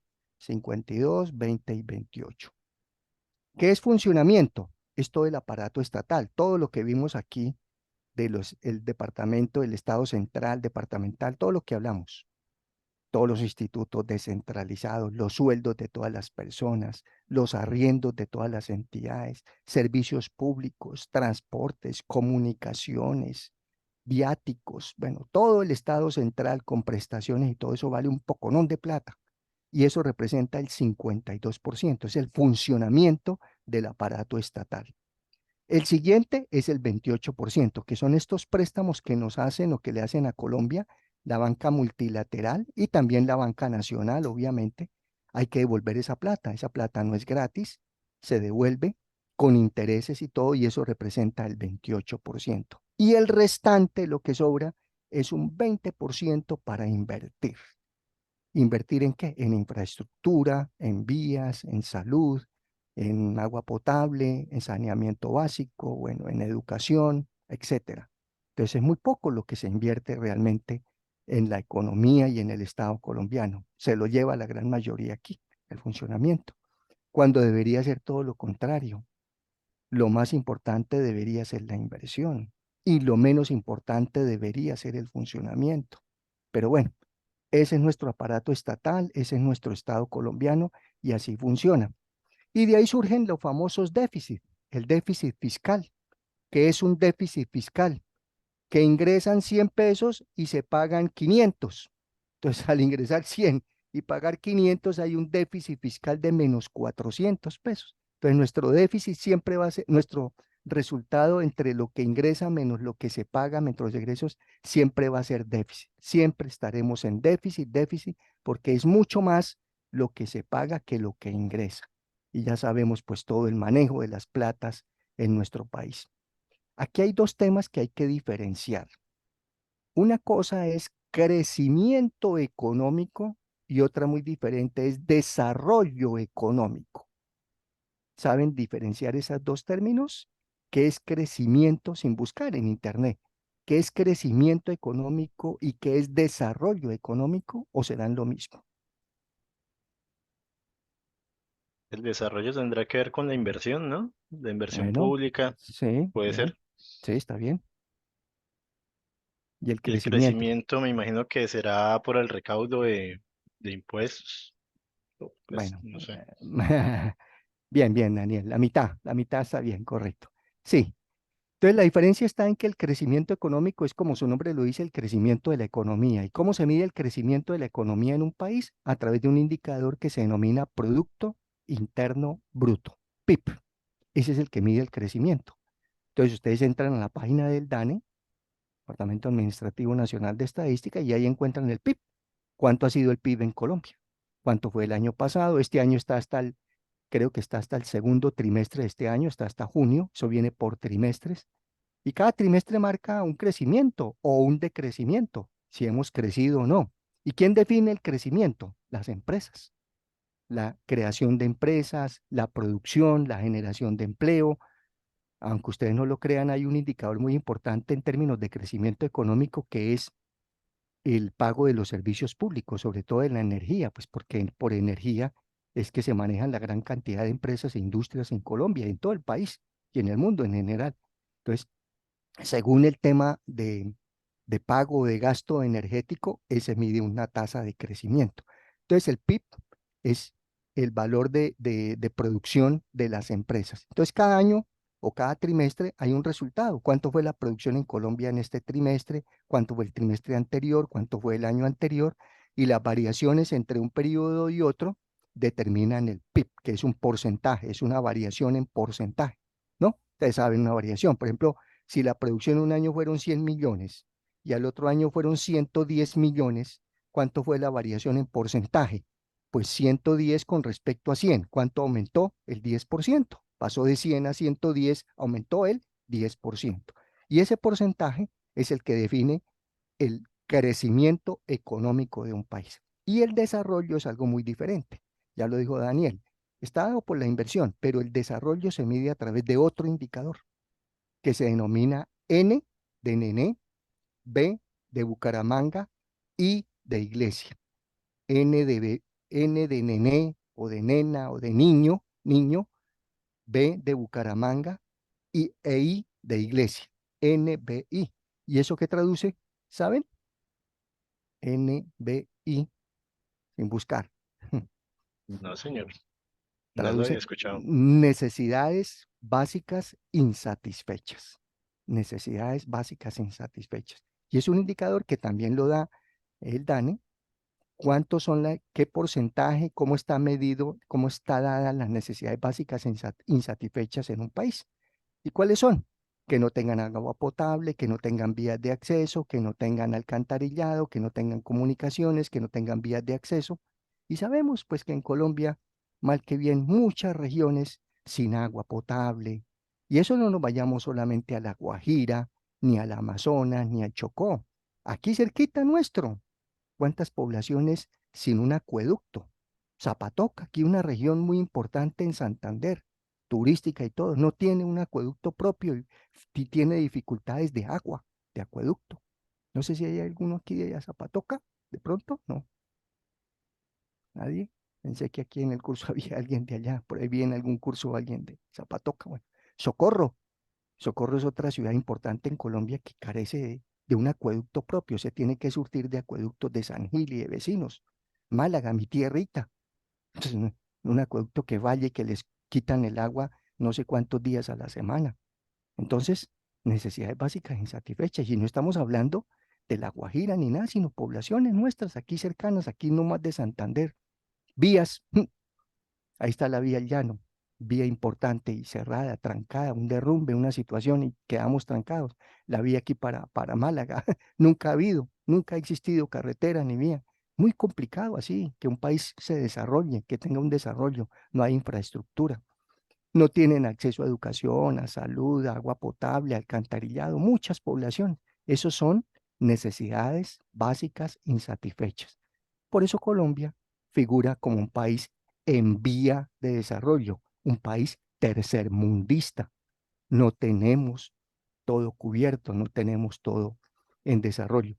Entonces los países pueden estar creciendo. Colombia tiene crecimiento económico, sí, cada año el PIB aumenta, crece, hay aumento, pero en temas de inversión, en temas de infraestructura, de vías y de todo, de necesidades básicas, estamos muy, muy, muy por debajo de muchas otras regiones, países, etcétera. Bueno, muy bien. Eso es. Entonces ahora vamos a la siguiente política. Permítame a ver si aquí, a ver qué más había por acá. Ah, aquí para mostrarles lo del déficit fiscal. Miren, en términos absolutos, Colombia registró un déficit fiscal de 19.442 millones de euros, que son 23.010 millones de dólares en el 2021, superior al registrado en el 2020 de 16.000 millones de euros, equivalentes a 18.861 millones de dólares. Entonces hay un déficit de unas cifras monstruosas, más lo que se gasta que lo que ingresa. Y aún así, ahí estamos sobreviviendo y llevando esta triste realidad. Muy bien. Un tema final dentro de la política dentro de la política fiscal es el tema tributario, porque obviamente estamos hablando de impuestos, ya como lo mencionamos acá, que todo se mide a través de la famosa UVT, es la unidad de valor tributario. Cuando ustedes van a hacer declaración de renta, si la han presentado, todo se hace a través de VT, les hacen la fórmula. Si sus ingresos fueron de tanto, divídalo entre el valor de la VT, que son como 38.000 pesos por VT, multiplíquele, quítele el 19% y si le da más de tal cifra, usted declara o no declara, es declarante de renta, etcétera. Y todo se basa, los impuestos en nuestro país, con base en VT. Entonces, ¿cuánto me vale el impuesto, señorita? 50 VTs. ¿Y eso qué es? Multiplique 50 por la VT y la VT va cambiando cada mes. Y cada mes o cada semestre la DIAN define cuánto es el valor de la VT para poderlo liquidar cuestión de cualquier tarifa, de cualquier impuesto, de cualquier recaudo que se tenga. Bueno, esa es la política fiscal. Entonces ya hablamos del primer tema. Luego viene la siguiente, política monetaria. Son los recursos que están en circulación, el dinero que está en circulación en nuestro país. Y el dinero en circulación en Colombia se mide a través de la masa monetaria, se denomina la masa monetaria. Y existe la M1 y la M2, masa monetaria 1 y masa monetaria 2. ¿Qué es masa monetaria 1 y masa monetaria 2? Esta. La masa monetaria 1 es el dinero, es las monedas, los billetes, es el dinero en circulación. Y la masa monetaria 2 son las tarjetas de crédito. Y hoy en día, pues el Nequi, los bolsillos, las plataformas, todo lo que se maneja a través de transferencias. Que usted no tiene la plata en físico, no la tiene como M1, sino la tiene disponible como un M2. Entonces, todo eso influye dentro de una economía, es dinero que está circulando. Usted sale a la calle y dice, ¿cuánto llevo en efectivo? 1.000 pesos, 2.000, 10.000 pesos en efectivo. Pero usted llega a la casa y ¿qué compró? Me compré 500.000 pesos y como si no llevaba sino 10.000. Pues el resto lo pago con una tarjeta crédito, con una tarjeta débito, con, no sé, un recurso de financiación que le dieron. Entonces todo eso es el M2, que es todo lo que adicionalmente a los billetes y a las monedas que existen en Colombia están circulando y que tiene usted la capacidad de poder comprar y de poder pagar. Es el M2, ¿ok? Se llama la masa monetaria 2. En nuestro país existe pues obviamente el sistema financiero que es el que regula toda la circulación de dinero. Y está el Banco de la República con la Junta de la Política Central, la política monetaria, que es el que maneja la base monetaria, el que maneja la política monetaria en Colombia. El sistema financiero lo conforman pues los bancos, corporaciones financieras, compañías de financiamiento comercial, las compañías de leasing, las compañías de factoring, las sociedades de fondos y cesantías, las compañías de seguros, los almacenes generales de depósito, las sociedades comisionistas de bolsa, todos esos están vigiladas por la Superintendencia Financiera de Colombia. Y existe también la banca de segundo piso, ahorita hablamos de esto. Pero quiero volverme aquí un poquito a esto. ¿Qué es el sistema financiero en Colombia? Bancos. Los bancos que ustedes conocen. Banco Bogotá, Banco Colombia, Banco Colpatria, Itaú, bueno, etcétera, Santander, todos esos bancos. Bancos. No mezclen aquí cooperativas. Como Ultrasan, no, esa no está acá. Fundación de la Mujer, no. Coprofesores, no. La cooperativa ya del pueblo, Mogotes, no, no, esos no son bancos ni como Ultrasan es un banco, son entidades cooperativas, financieras no son bancos, son diferentes, ¿ok? Banco es todo lo que hemos mencionado y que conocemos en el términos generales. Corporaciones financieras, ¿conocen alguna corporación financiera? A ver,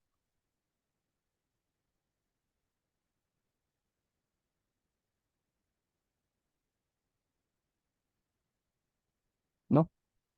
En Colombia ya no queda sino una de Colombia. Existían muchas, ya les cuento. La única que queda en Colombia es la Corporación Financiera Colombiana, Corfi Colombiana, que es del Grupo Aval. Pertenece a los bancos Bogotá, Popular, Avevillas y Occidente. Es el Grupo Aval. Y tienen la Corporación Financiera Colombiana, y del grupo de Luis Carlos Sarmiento Angulo, Grupo Aval. Y existen otras corporaciones financieras, pero a nivel extranjero, el JP Morgan, bueno, otras entidades del exterior. En Colombia, cada ciudad tenía una corporación financiera. Aquí en Bucaramanga existía la Corporación Financiera de Santander, Corfi Santander. En Cúcuta, la Corporación Financiera del Oriente, Corfi Oriente. En Pereira, Corporación Financiera de Occidente, Corfi Occidente. En Manizales, Corporación Financiera de Caldas. En Barranquilla, Corporación Financiera del Norte. En Valle del Cauca, en Cali, Corfi Valle, Corporación Financiera del Valle. En Medellín habían dos, Corporación Financiera Nacional y Corporación Financiera Sudamericana. Luego se fusionaron en una sola, Corfinsura, y luego en el Bancolombia. Entonces, estas corporaciones financieras las menciono porque fueron muy importantes en Colombia. Crearon empresas. Aquí en Bucaramanga existe una compañía que se llama Tesicol. No sé si conozcan alguno en Bucaramanga, una compañía denominada Tesicol, ¿no? Traduce tejido, ¿sí? traduce Tejidos Sintéticos de Colombia, Tesicol. El dueño de Tesicol no es ni fulanito ni sutanito, es la Corporación Financiera Colombiana. Tiene el 90% de participación. Es el dueño del 90% de Corfi Colombia, de Tesicol. La conozco y todo porque, bueno, las corporaciones financieras hacen lo mismo que un banco, exactamente igual. Prestan plata y tienen CDTs y tienen ahorros y prestan plata. Invierten. La diferencia que existía entre las corporaciones financieras de todas las que les mencioné con los bancos normales era que ellas tenían la obligación casi en su portafolio de invertir. Por eso no eran solamente los que prestaban a las empresas plata, sino que invertían. Y por eso les comento de Tesicol, porque ellos eran dueños, en su época eran dueños, el 45% era Corporación Financiera Colombiana y el otro 45% era Corporación Financiera aquí de Santander, Corfi Santander. Entre los dos tenían el 90%, 45% colombiana, 45% Corfi Santander. Santander desapareció, se fusionó con la colombiana. Por eso al fusionarse quedó la colombiana con dueña del 90, el 45 que tenía y los 45 que absorbió de la de Santander. Corporación Financiera del Valle, que era muy importante en Cali, en Valle del Cauca, aquí tenía sede, se fusionó también con la colombiana. Y las otras ya fueron desapareciendo por diferencias, se fueron pasando a bancos, a entidades de cada ciudad, de cada región. ¿Por qué lo comento? Y aquí como cosa particular o personal que les comparto, yo trabajé en 3 corporaciones financieras. Yo trabajé en la colombiana en Bogotá, en la de Santander aquí y en la del Valle. En esas 3 estuve yo vinculado. Y a mí me pasó lo mismo de ustedes. Cuando me fui a trabajar primero a la colombiana, no tenía ni idea quién era eso. ¿Y eso quién es la colombiana? Y cuando fui a hacer la entrevista, pues me tocó averiguar qué era eso, qué hacía, a qué se dedica. Hacen lo mismo que un banco, pero son a nivel más grande, ¿no? Son préstamos a empresas no pequeñas, sino grandes. Compañías de financiamiento comercial. Nómbrenme en alguna, a ver. Compañía de financiamiento comercial.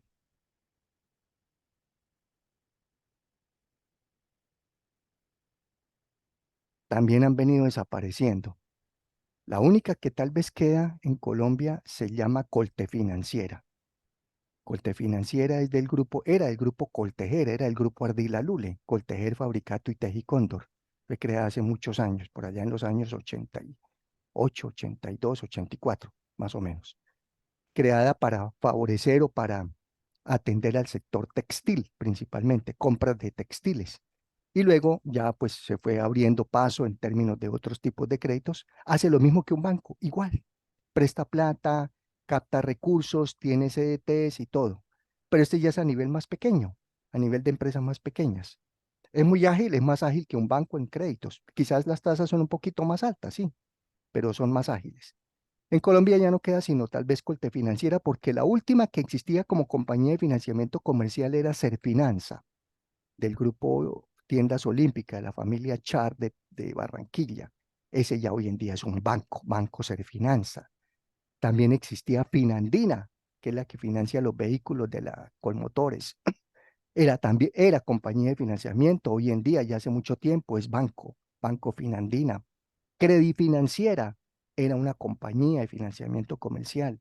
Credifinanciera, hoy en día es el Banco 100, Banca 100, es un banco. Entonces, esta es Pichincha, que es la que conocíamos hace mucho tiempo.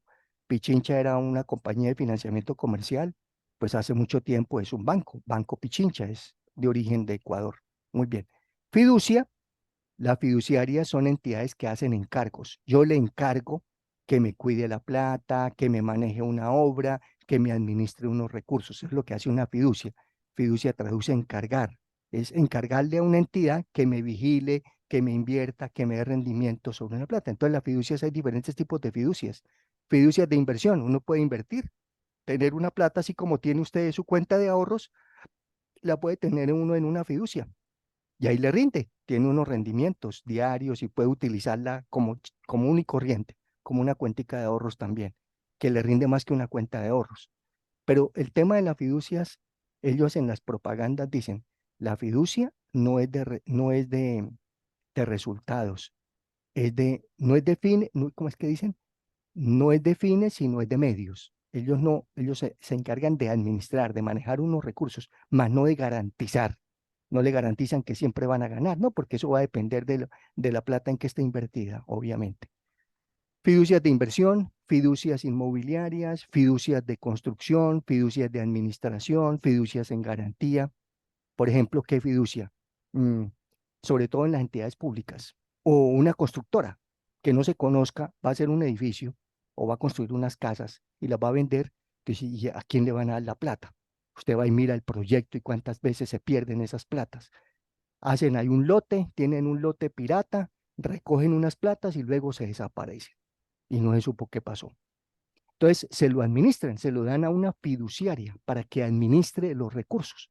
Entonces usted le da la plata a la fiduciaria y dice, voy a invertir en este proyecto de esta inversión que están haciendo de unas obras, de una construcción.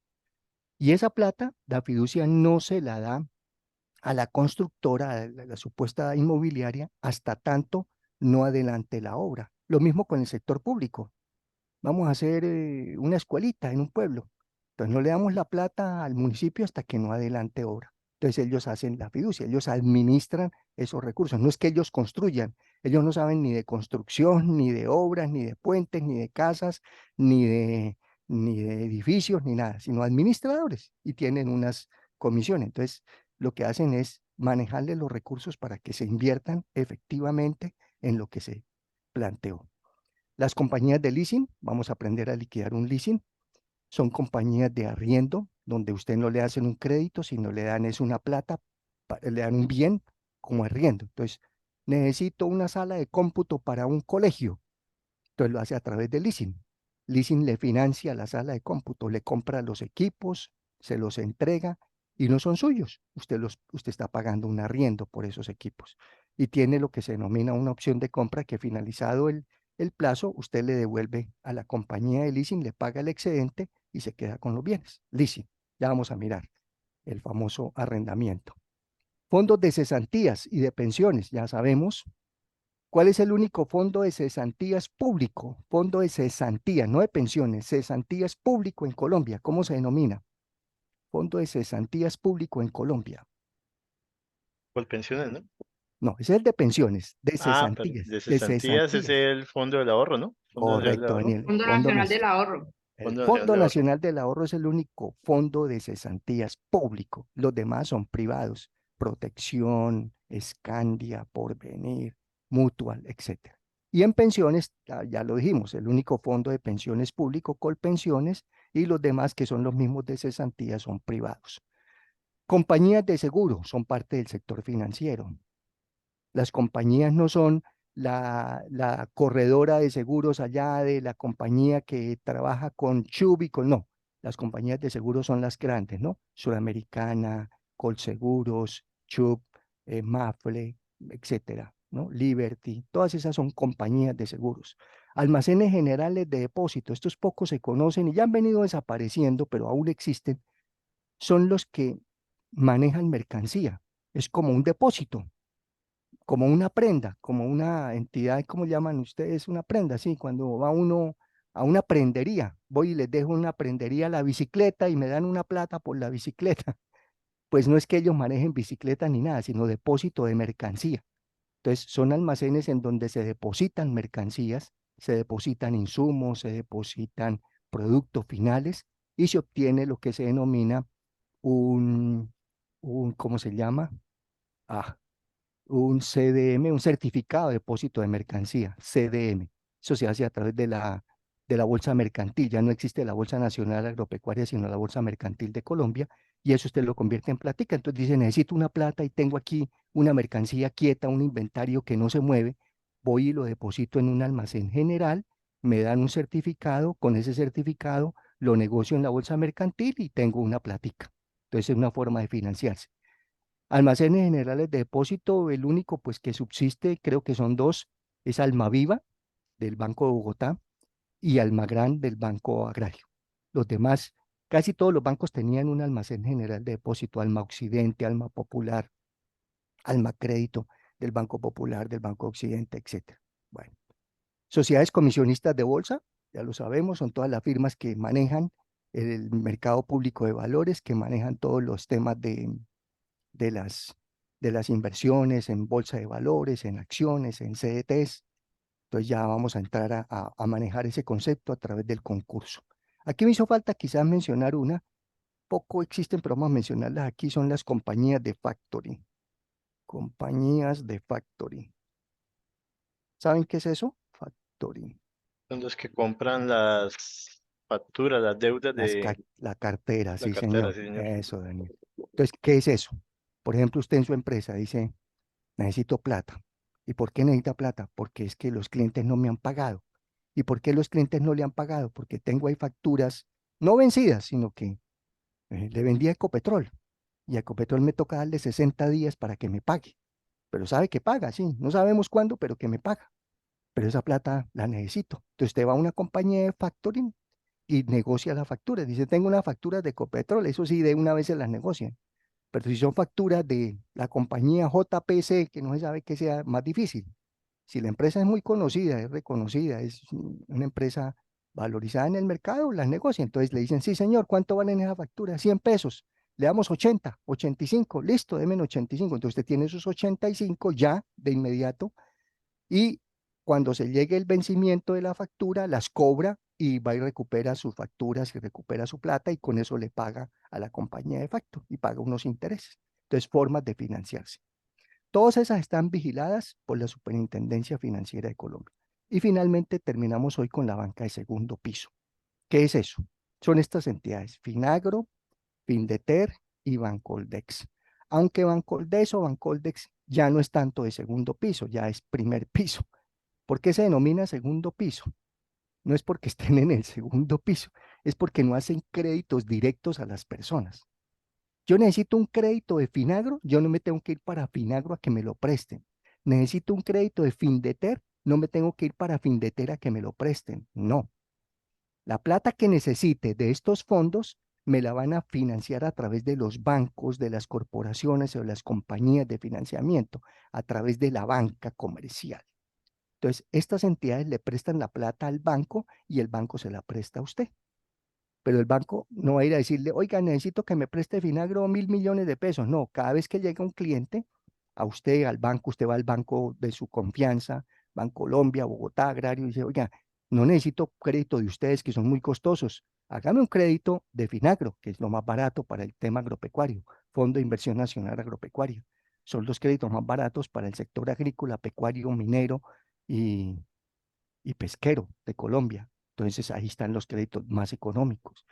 Entonces lo hace a través del banco de confianza, ya le hacen el estudio. Lo que pasa es que los bancos comerciales poco lo usan, poco les conviene utilizar eso.